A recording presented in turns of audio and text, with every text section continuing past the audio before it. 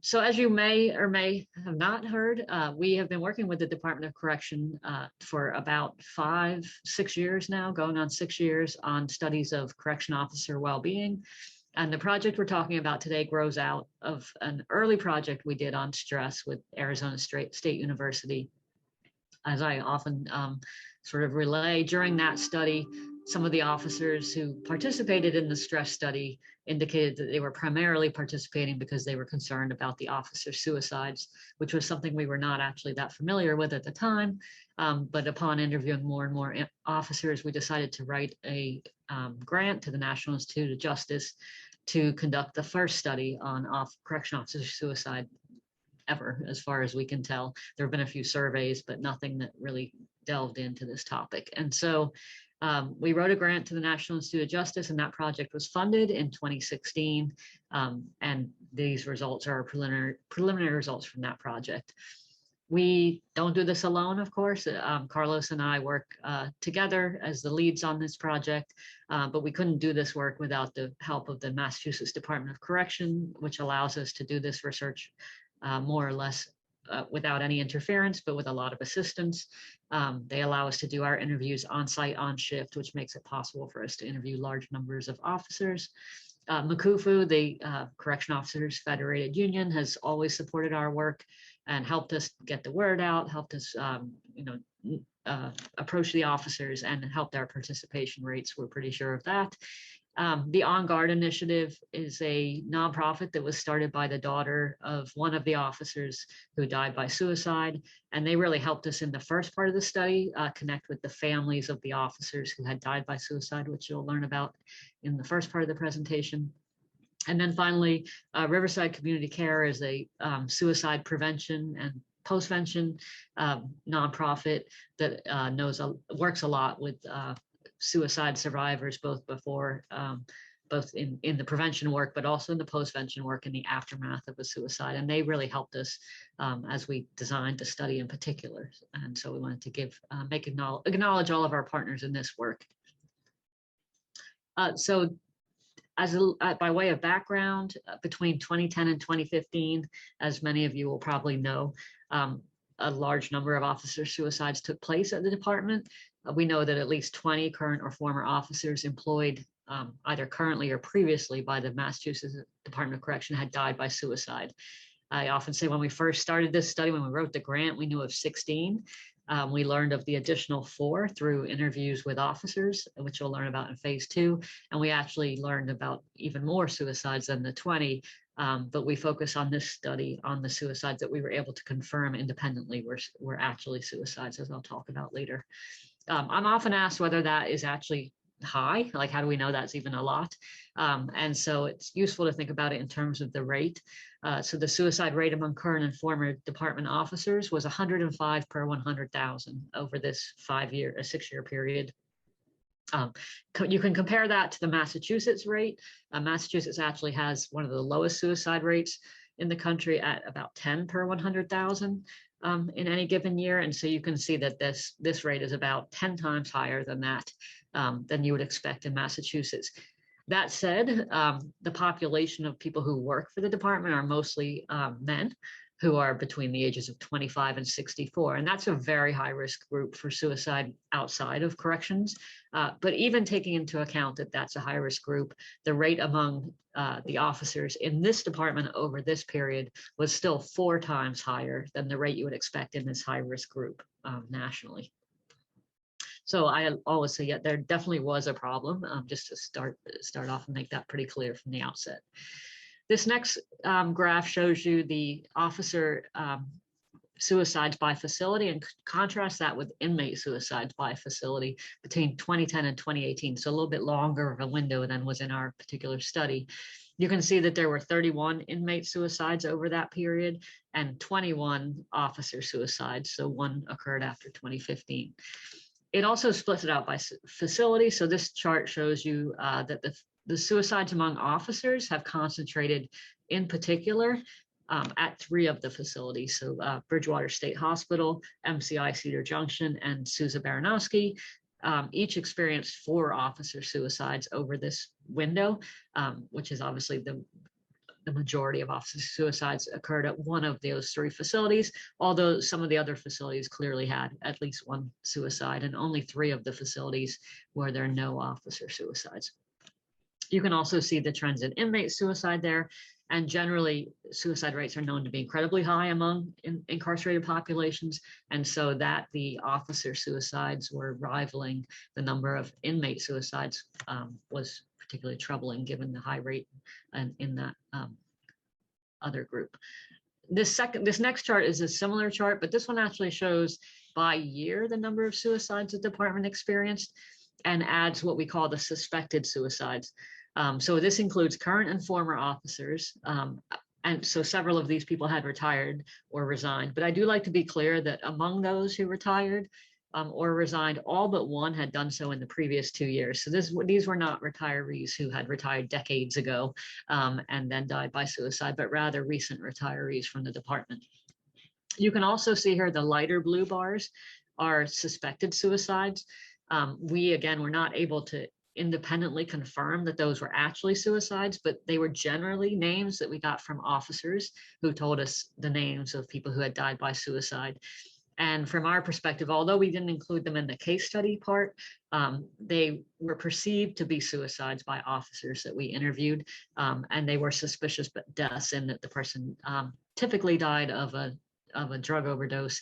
Unless someone else deemed it to be intentional, we did not refer to it as a suicide.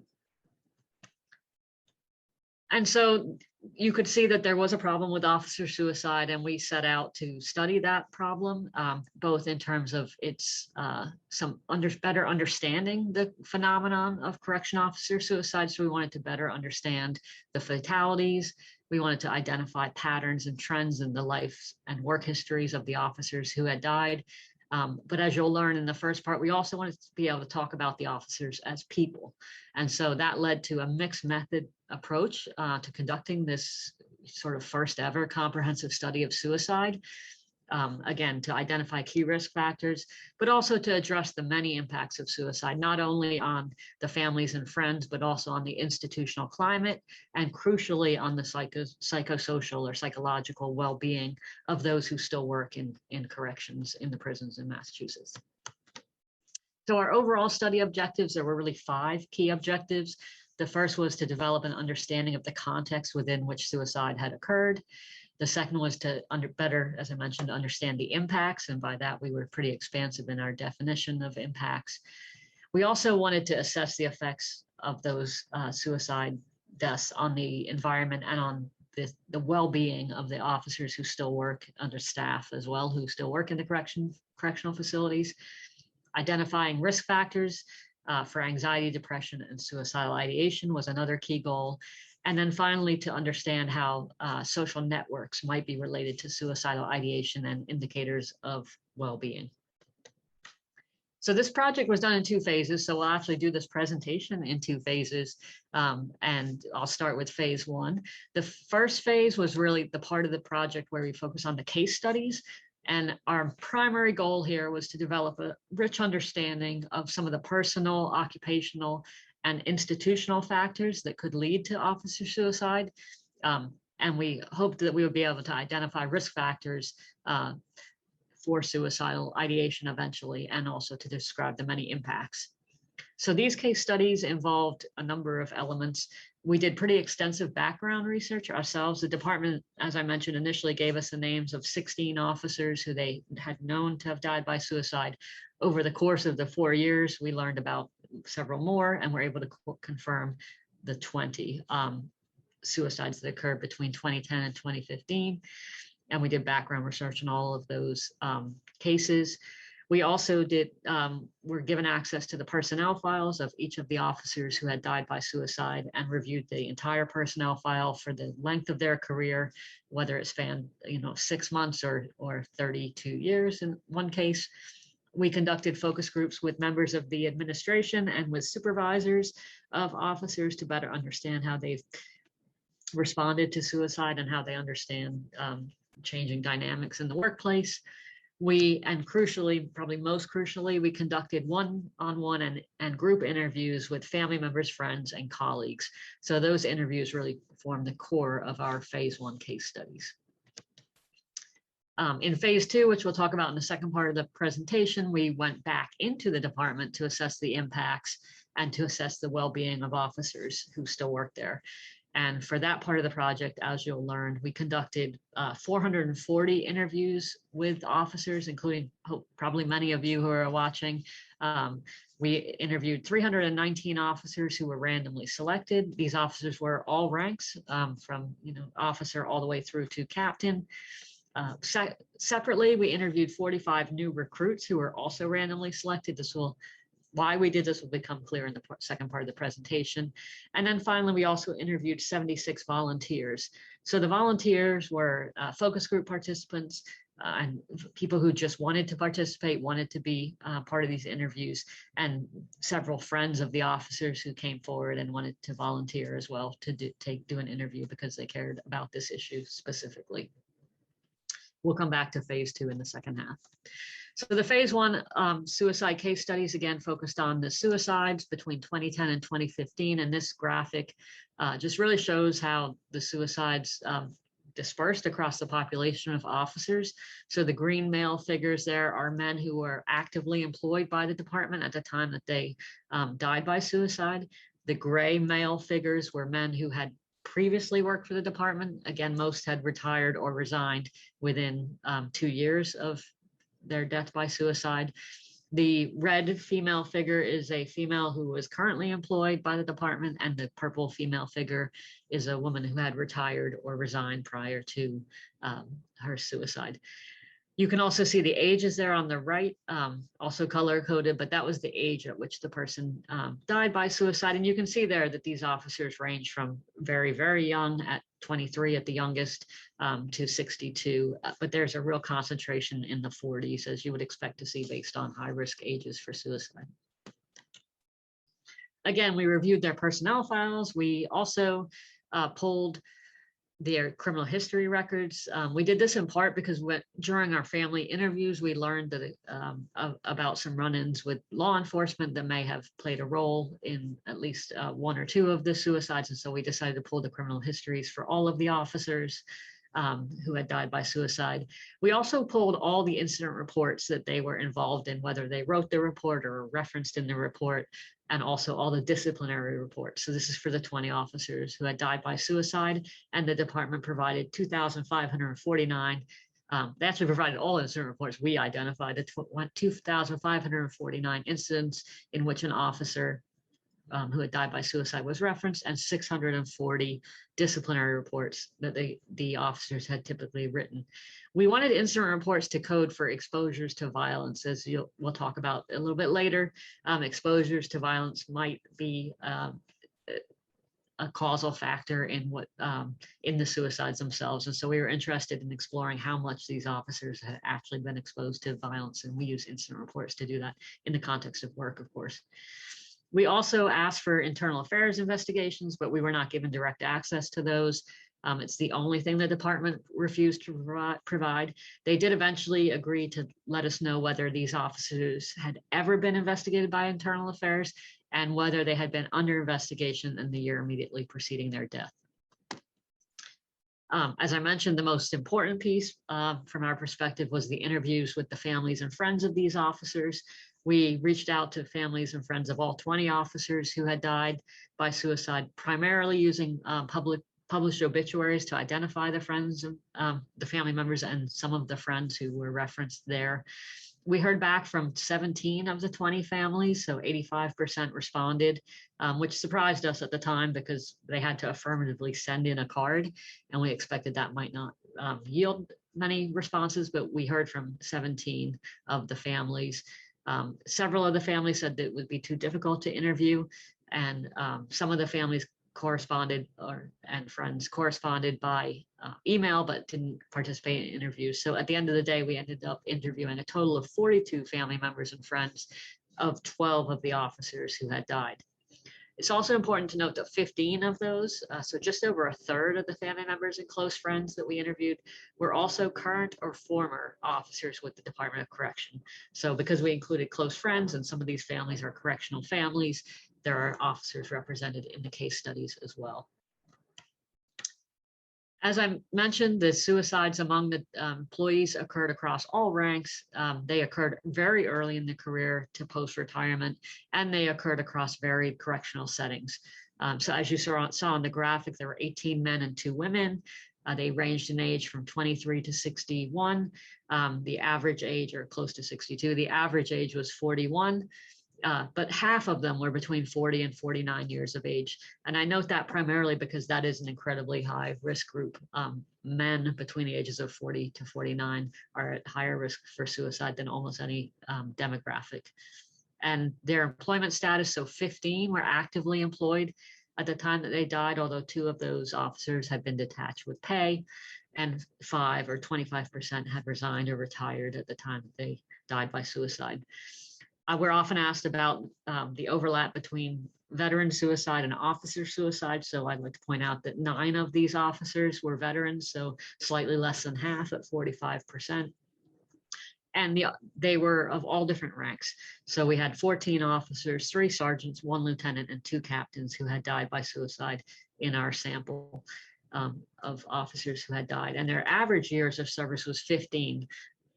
Across the group, but it's crucial to note that this years of service range from less than 1 year all the way to 32 years. In terms of facility, 14 had worked at a single facility for their whole career, whether it was short or long. 6 had worked at multiple facilities, and as I've previously mentioned, they concentrated at MCI, CJ, SBCC, and Bridgewater State. In terms of the criminal history records, we were actually surprised to find that 70% of the officers who had died by suicide actually had criminal histories. But these were mostly, just to be very clear, mostly arraignments for misdemeanors. There were very, very few convictions. Some of these preceded their employment for the department, and there were very few more serious charges, although there were a couple, and those tended to be DUIs and OUIs, those sorts of things. Half of the officers, or 50%, had been the subject of an internal affairs investigation, and 35% were under investigation at the time of their death. Again, the department didn't share with us these records, although families often talked about these investigations, so they sometimes knew a little bit about internal affairs investigations. And this is crucial because we, as you'll see, we actually find that facing departmental discipline is an acute stressor and potentially a contributor to the sort of life circumstances the officers are going through at the time at which they died. 20% of them, so 1 in 5, had been evaluated for fitness for duty at some point over their career. And in terms of the cause of death, we mentioned this primarily because obviously one of the most important risk factors for suicide is the availability of firearms, which are readily available to many correctional officers. And so it's notable that 14 of them died of gunshot wounds, 2 died by hanging, and 3 died by drug overdoses that were deemed intentional. So there were more, those other 8 that we mentioned were often drug overdoses, but unless somebody else deemed it as an intentional drug overdose, usually the medical examiner, we did not count it as a suicide. It's also notable that within this time frame, there was 1 homicide suicide and 1 attempted homicide suicide. And those were 2 of the cases that were not initially provided to us. Not sure why, other than it may have been that the department just didn't think about those as suicides and didn't turn them over as some of the names that were provided to us. So I like to, as we get to the findings portion of this, I like to point out from the get-go that there were known risk factors for suicide across most of these cases. So I say most, but not all. There are a couple of cases where we didn't find these risk factors, but as you'll see, these risk factors for suicide were pretty prevalent. So those risk factors are access to firearms, deteriorating mental health, relationship problems, significant relationship problems, excessive alcohol and or drug use, and chronic pain. So these are known risk factors for suicide outside of corrections, and these were pretty prevalent, as you'll see in the next slide, in these 20 case studies that we did. So here they are by risk factors. Again, we get the risk factors actually primarily from our interviews with families and friends. So this, the N is a little bit lower than 20. It wasn't very often in the personnel file, whether someone had relationship issues, for example. Sometimes it didn't mention substance abuse issues, but the families and friends were able to describe for us some of the key risk factors. And so you can see that 86% of the officers had mental health concerns at the time at which they died, primarily depression or depression in combination with anxiety. And also anger in a couple of the cases as well, with one being pretty prominent anger issues. A large number of the officers were going through very difficult relationship problems, primarily separations or divorces, or pretty difficult child custody battles with a significant other, previous significant other. And there was evidence of substance abuse issues across the vast majority of the cases. You can also see here that there were also issues with chronic pain or serious injuries, and these we did get mostly from the personnel files, where we could see that officers had been injured, and then families typically described the chronic pain. There were also known previous suicide attempts in the cases of 5 of the 14 officers for whom we have enough data to make this judgment. So about 1/3 of them, there had been known previous suicide attempts, which is also a risk factor for suicide. In the remaining slides, we'll sort of pull out some examples of these risk factors and how we reach our conclusions by the end of the study that it was a mix of personal and occupational factors. So I'll start with deteriorating mental health, and this is a family member, as you can likely read the quote, but you can see they're bringing up the person had anger issues, they had depression, bipolar, it wasn't this type to seek therapy. And the reason why was he felt like he knew the answers. So even though this person's mental health was deteriorating or was perceived to be troubled, they were not willing to seek help, or he was not willing to seek help. We refer to all of them as he, just to be very clear at the outset, because there was only the 2 women and we didn't want them to be identifiable. Another example of risk factors for suicide, deteriorating mental health. You can see here, he was depressed. He just always seemed preoccupied, even when he was with us. And this particular family member, the very last time she saw her loved one, asked, "What's going on with you? How are you doing?" And she noted that he was just different, and that they had noticed a deteriorating condition in their loved one. Another example, pretty sure he had depression, he wasn't treated. And this was also a recurring theme, depression and mental health issues that were not treated. The reason why given here was that he went to the doctor and the doctor was too young. He couldn't talk to that particular doctor, and so therefore gave up on seeking help. Another example, again, deteriorating mental health was really pretty prominent across most of the cases.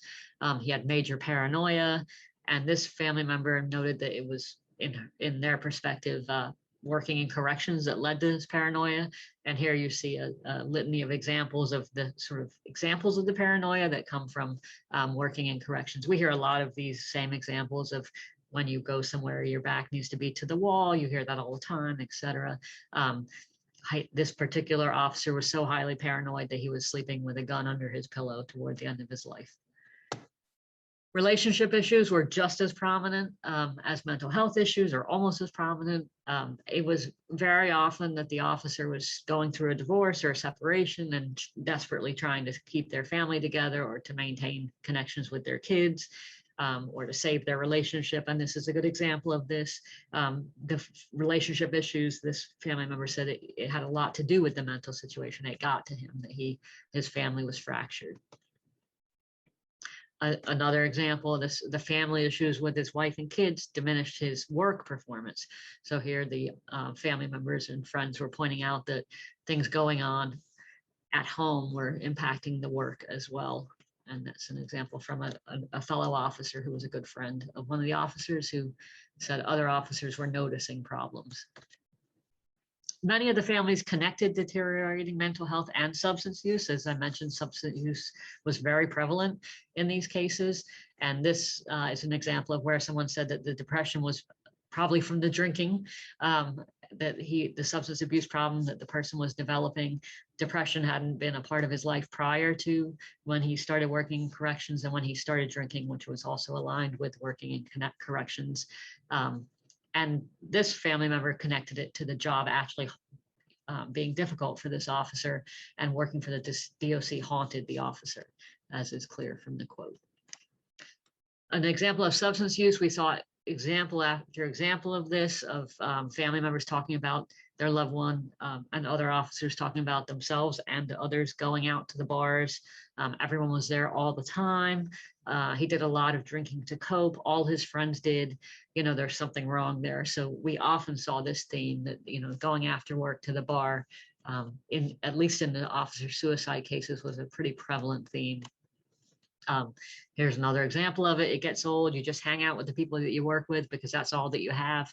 This is connecting the sort of job with the losing other family members and friends who can't relate to you. And so you start hanging out with people at work. You think that's what I think it turned into. And this person noted that they were going out all the time, 15 people or so, but I don't think there were a lot of true friends.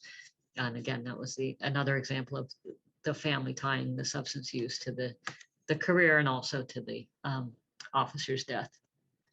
This is a fellow officer who acknowledges that he was complicit in the drinking with this officer. They were out every single night drinking. This officer didn't perceive that he himself had a problem, but agreed to go to the meetings with the officer that died by suicide, and used his own drinking problem as a way to get that officer to go. But as you see in the example, even though he was trying to get it to sink in that this officer had a drinking problem, it didn't. And they were actually at a meeting on the Tuesday night of the week that this officer died by suicide. Chronic pain was also linked quite frequently to substance use. So you can see here the family member is saying his back was hurting him. He was self-medicating. He wasn't taking drugs, street drugs, for example, but he was drinking to numb the pain in his back. And they're connecting that with when it really started to get much worse. This was the substance use in particular, the drinking problem that the officer was going through. And again, connecting chronic pain and substance use. I didn't realize it, but he had a drinking problem. There would be times I'd come home, he'd be passed out. It kind of clicked. He was using narcotics. And again, in response to an injury that he had suffered at work.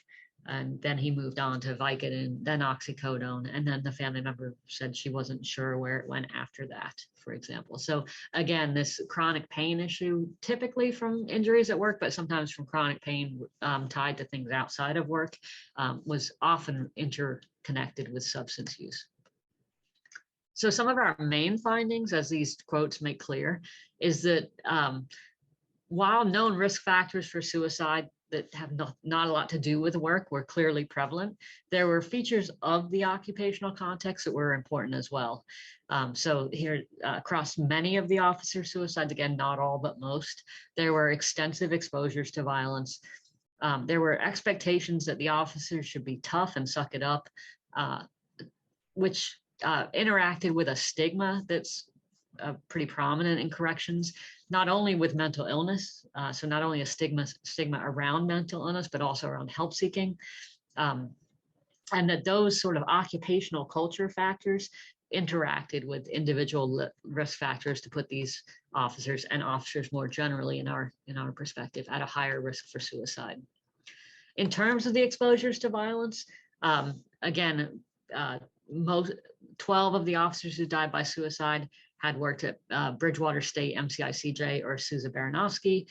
And those three facilities are not only the facilities which account for more than of the suicides than you would expect, but they also accounted for the vast majority of the exposures to violence. So here you see some of the statistics. 90% of the inmate on inmate fights, 91% of the physical assaults on staff, most of the cell extractions and inmate restraints, 83% of the uses of chemical agents. So you can see that exposures to violence were particularly prevalent across these three facilities as well, among the officers who were part of the case studies, at least.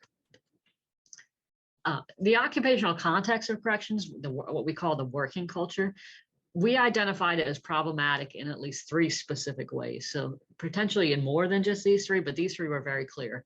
So one was dealing with it. The second was avoiding stigma, and the third was hanging on. So in terms of dealing with it, families described that officers were really afraid that if their problems were exposed, their colleagues and supervisors would perceive them as weak. So you were expected to just suck it up and deal with the various things you were exposed to at work. Relatedly, there was an attempt to avoid stigma, in that any attempt to seek help might be evidence of weakness itself, and help seeking is just generally not encouraged in this environment, as you'll see from some of the quotes. And then finally, and this is one that was particularly important as well, the families described a desire to hang on to this job until retirement, no matter what the officer was going through or no matter what the consequences might be. And so we have a few of the quotes that demonstrate these themes as well. So in terms of dealing with it, this officer told, in this case, it was a mother, I've learned to embrace the suck. And she was horrified by that. She had a visceral response. And he replied to her that that's what the officers say. You know, you suck it up, you deal with it. In terms of avoiding stigma, this is a family member pointing out that it's obviously not a help-seeking environment to work in. A fear of the job, you know, like what if I show that I have depression? The officers suddenly see this as mental illness, and that is stigmatized. And this family member notes that I think he didn't want people to look at him any differently if he had to get meds. And so he was reluctant to acknowledge his mental health problems because that the mental health was stigmatized and therefore didn't seek help. In terms of avoiding stigma, this is one of the quotes from a family member who acknowledged their own complicity in not seeking help for an officer, even though they really knew they needed it. So this quote I think is worth reading. She said, "That's what bothered me when I really thought about it. I remember that day thinking, we need to do something. We need to probably admit him.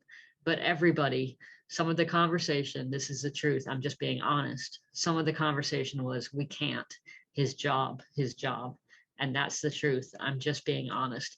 And this family member articulated that as a way of saying, you know, even we were afraid of what would happen if they found out at his work that he was going through these issues of, in this case, depression.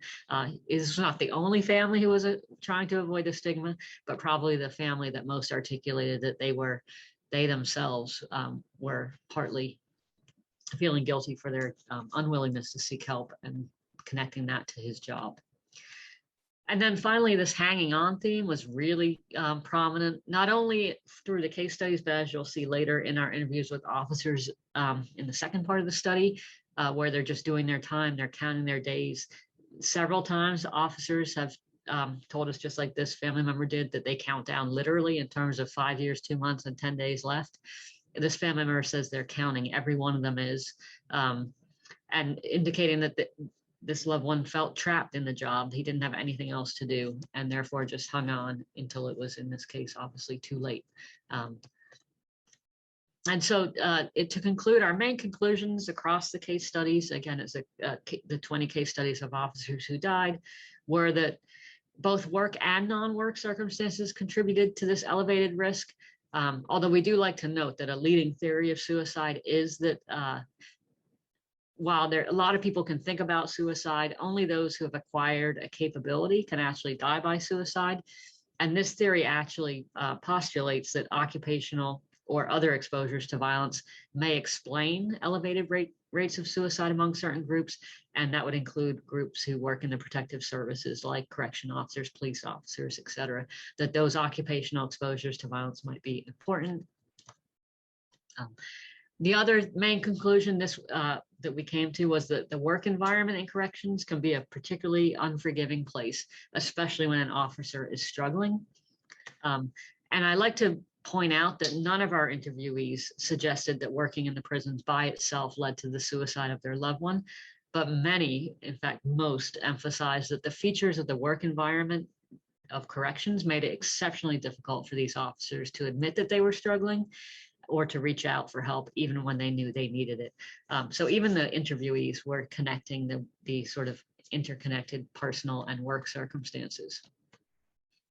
And I'll end the discussion of the phase 1 case studies on this quote about hanging on that was actually from an officer who was part of our phase 1 case study interviews. And he said, a lot of people go to work to get away from problems. It's a stress relief. As crazy as it sounds, a lot of people go to get away.